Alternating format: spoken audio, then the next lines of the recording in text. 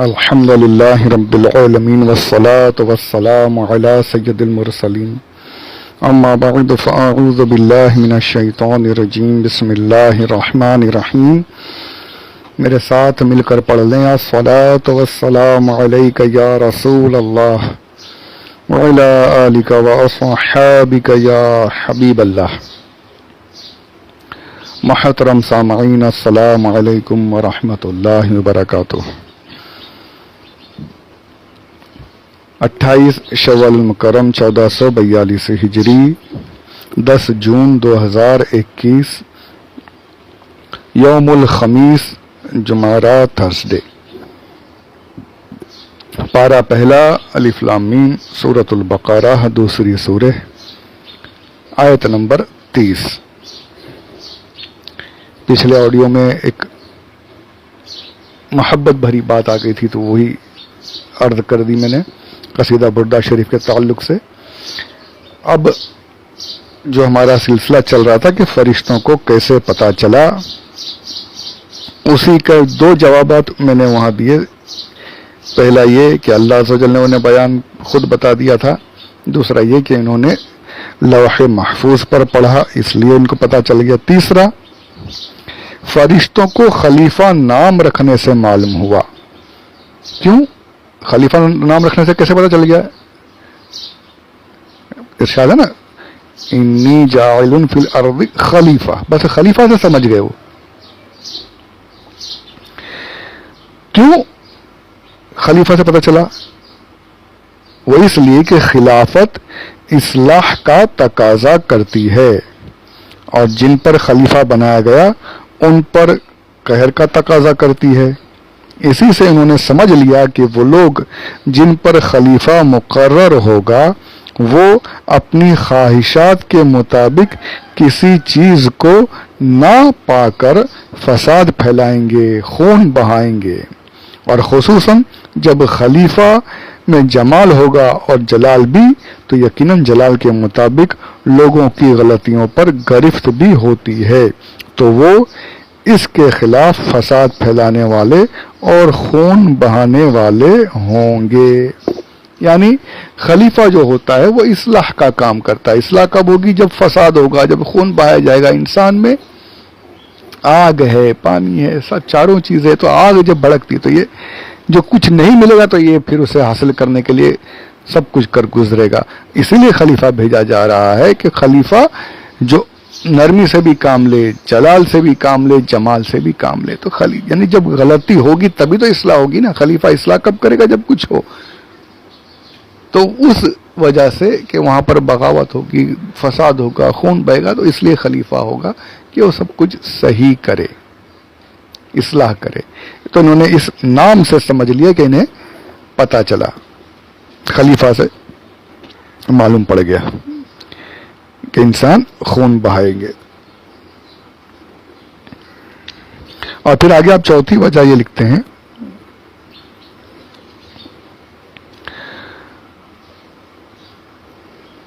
رب تعالیٰ نے جنات کو انسانوں سے پہلے پیدا کیا.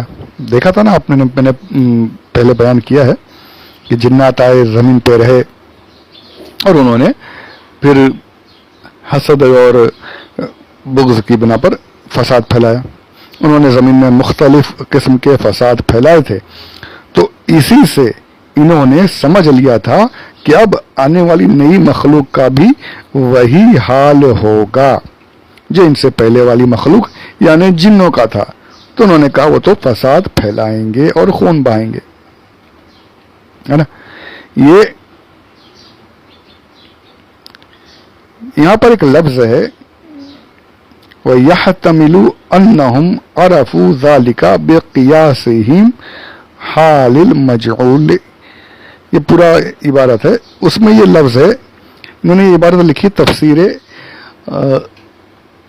شیخ زادہ جو تفسیر ہے، تفسیر بیضاوی کی جو شرح ہے، اس سے یہ عبارت لی آپ نے کہ انہوں نے جنوں کے حال پر قیاس کرتے ہوئے، یہ تمام تفاسیر میں لکھا ہے قاسو، یہ قیاس کیا فرشتوں نے، جنوں کا حال دیکھا تھا اس پر قیاس کیا.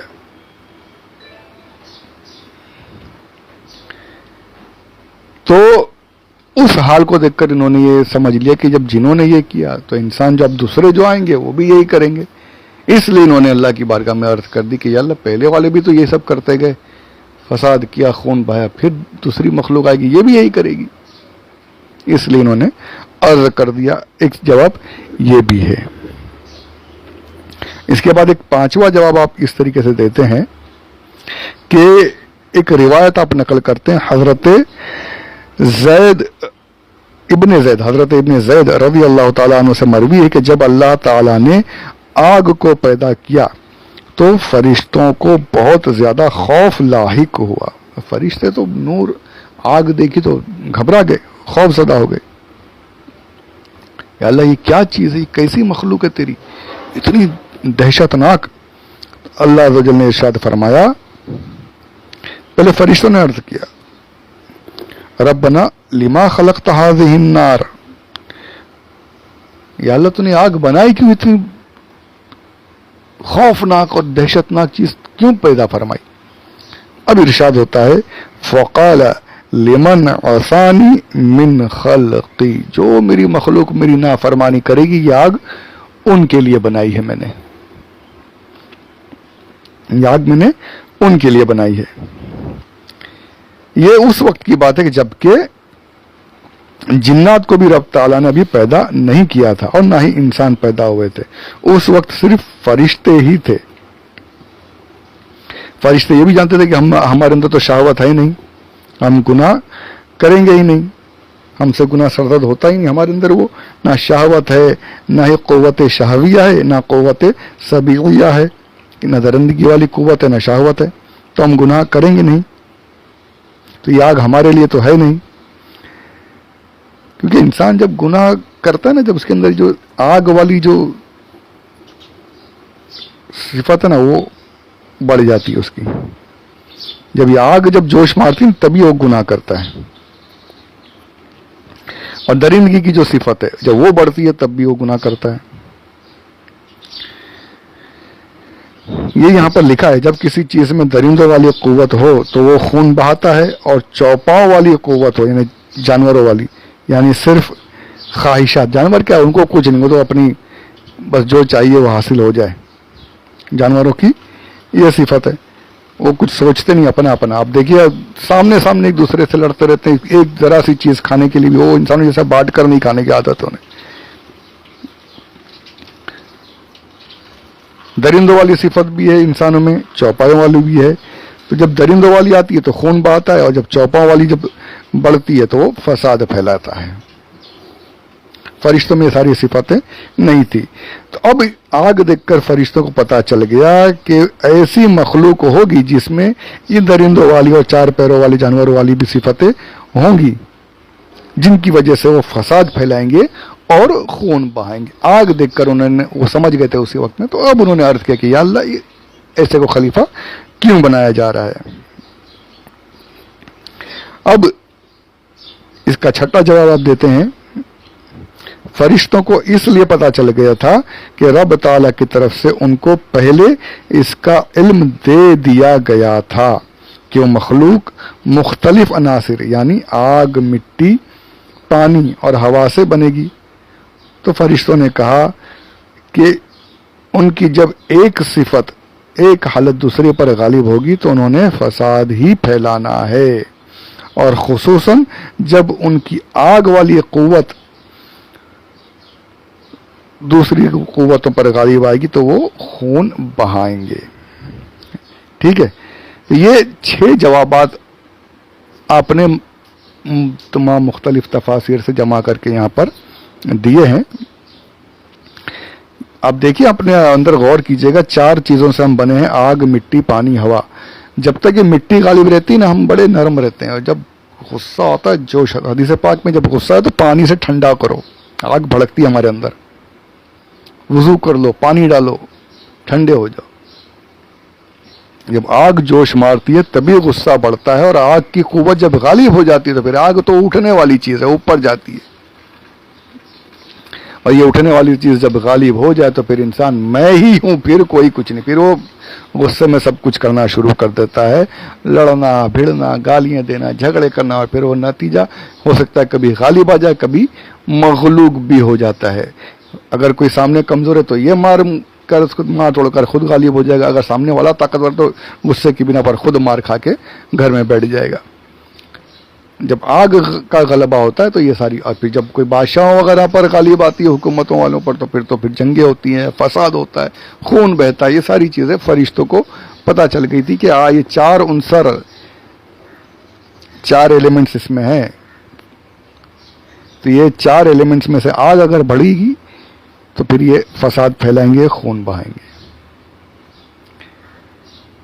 کہیں پر یہ بھی کہا گیا ہے کہ شیطان نے ان کے کان میں پھونک دیا تھا کہ یہ ایسا کریں گے، حالانکہ یہ مجھے ابھی دوسری تفاسیر میں نہیں ملا ہے کہ شیطان کا پھونکا ہوا ہے، میں نے جو تفاسیر اب تک دیکھی ان میں نہیں ملا، یہی ساری باتیں ملی ہیں۔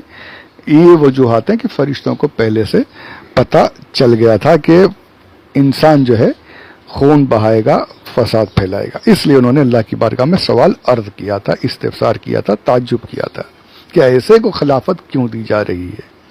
تو اس کا جواب اللہ تعالی نے دیا، وہ ہم آگے سنیں گے۔ یہاں پر ایک بات عرض کر دوں میں، فرشتوں نے یہ کہا کہ یہ خون بہائے گا، یہ فساد پھیلائے گا، فرشتوں نے یہ نہیں کہا کہ یہ چوری کریں گے، یہ ڈاکہ ڈالے گا، یہ جھوٹ بولے گا، غیبت کرے گا، یہ زنا کرے گا، یہ دوسرے گناہ نہیں گنائے، دوسرے برے کام نہیں گنائے، گنایا تو کون سا کام گنائے؟ دو کام بتائے کہ یہ زمین میں فساد پھیلائیں گے، خون بہائیں گے۔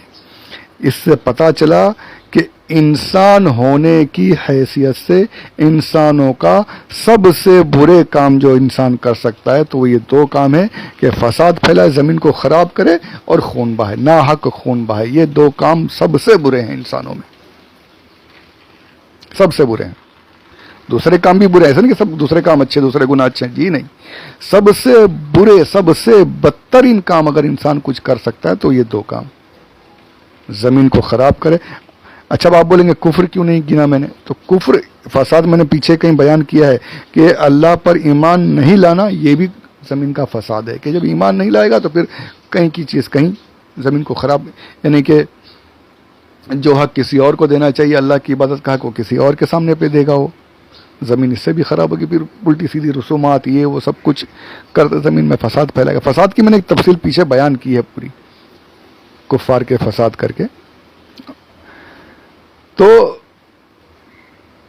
کفر بھی، یعنی سمجھ لیجیے سب سے بڑا فساد تو یہی ہے کہ کفر کرے، ایمان نہ لائے۔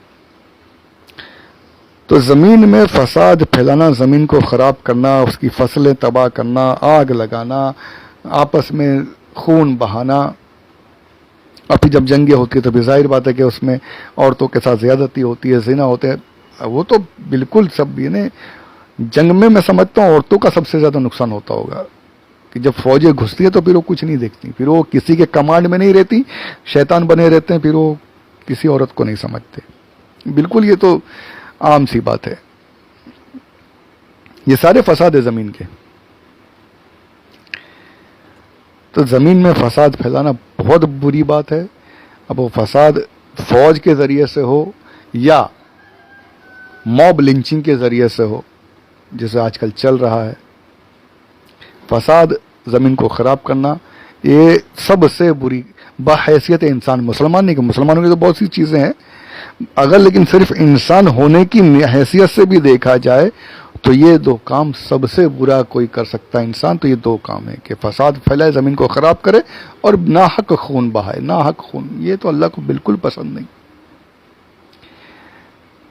اللہ نے فرمایا، سب آئے گی تفصیل انشاءاللہ، کہ ایک جان کو بھی بغیر کسی حق کے ناحق قتل کرو گے وہ ایسا ہے کہ جیسے ساری انسانیت کو قتل کر دیا۔ یہ سب آج کل کوئی کچھ نہیں سمجھتا، ناحق خون بہایا جا رہا ہے، بے جھجک مارے جا رہے ہیں۔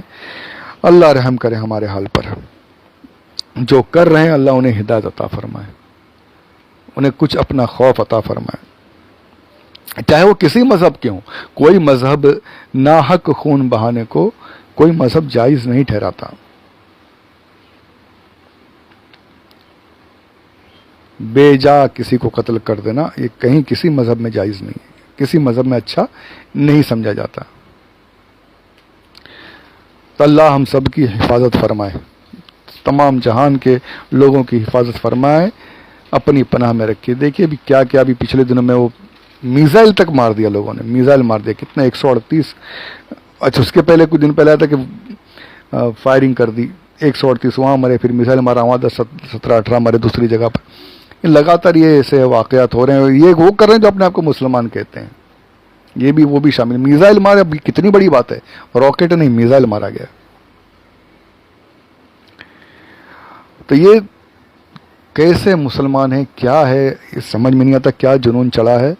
अल्लाह खैर करे, अल्लाह खैर करे, बस रहम फरमाए सबके ऊपर, अपनी पनाह में रखे सबको। आमीन बिजाहिन नबील अमीन सल्लल्लाहु अलैहि वसल्लम। तो अब ये यहाँ पर ये बयान मैं मुकम्मल समझता हूँ कि अब मुख्तसरन मैंने अर्ज़ कर दिया है। आगे की बातें इंशाअल्लाह अगले ऑडियो में सुनेंगे। परवरदिगार कबूल फरमाए, सिलसिले को मुकम्मल फरमाए। आप लोग सुने, सब्सक्राइब ज़रूर करें, शेयर करते जाएं। शायद जैसे हमारे एक भाई ने सवाल किया, ऐसे और भी बहुत से हों जो सुने, उनका इल्म बड़े, उन्हें शौक़ पैदा हो रहा हो, कुछ ऐसे होंगे, आप फैलाते जाएं, शायद किसी को और ज़्यादा लुत्फ़ आ जाए, शायद कोई और